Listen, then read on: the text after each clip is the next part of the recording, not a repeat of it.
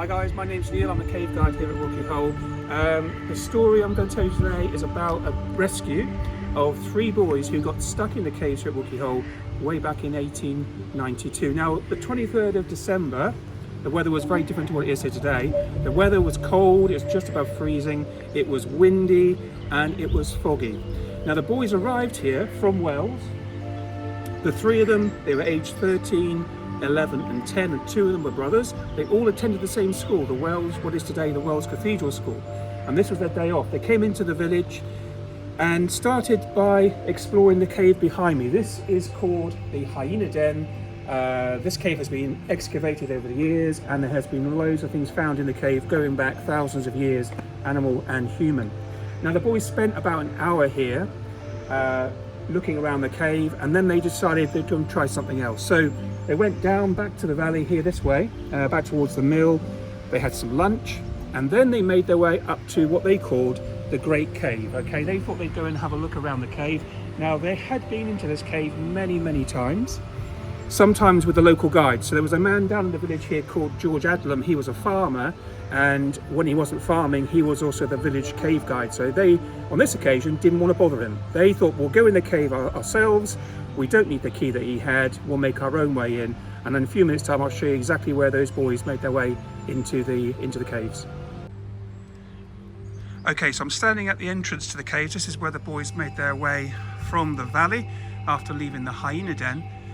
You can see looking down into the valley. Now before I show you the way that the boys took to get into the cave, I'm just going to show you this entranceway, because this is the one that you'd see as you visit the caves. This is the entrance for the show cave that's been used since 1927. Now up above that, to the left, over this way, and there's one over here on the right.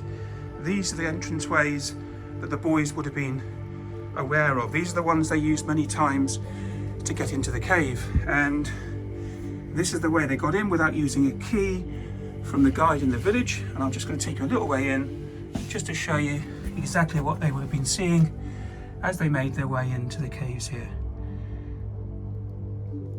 Right guys, so I'm now sitting in what is called the Go Herder, the first part of the show cave today, and directly above us there are 2 passageways. Those passageways lead from the outside into the show cave themselves, and those passageways were actually the way that people got into the caves originally, because where we are nowadays in this part, this was full of rocks. It was a very tricky way in. Now the boys made their way in to the cave at about midday, and they'd been here before. They knew the dangers involved, and they also knew the importance of light, so they decided just to use 1 candle at a time.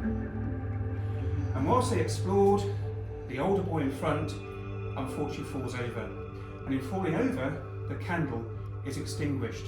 Now the middle-aged boy, he has some matches on him, but the matches are damp and the matches will not relight the candle. So the boys now find themselves in passageways, potentially dangerous passageways, in complete darkness. What can they do? Now they were aware of an opening not too far from where they were sitting. Could they make it to the passageway that led to the opening to shout for help and raise the alarm in the valley? They tried, but obviously in darkness it was a dangerous and difficult thing to do, and so they decided their best bet was to actually sit where they were. Now of course in a cave in darkness they lose track of time, and the older boy, he actually had a watch on him, and removing the glass on the front of the watch, he was able to, with his fingers, determine what time by feeling the watch as to where the hands were.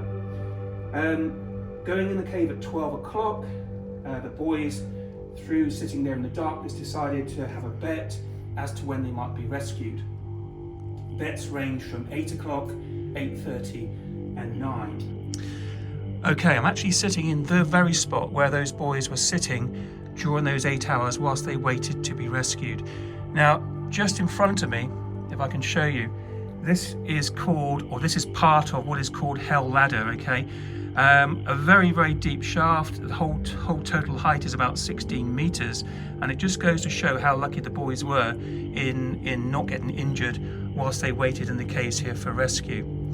Now, according to the records, when the boys returned on Christmas Eve 1892, a day later, the boys were in good spirits, a little tired, a little weary from their adventures in the caves here at Wookey Hole.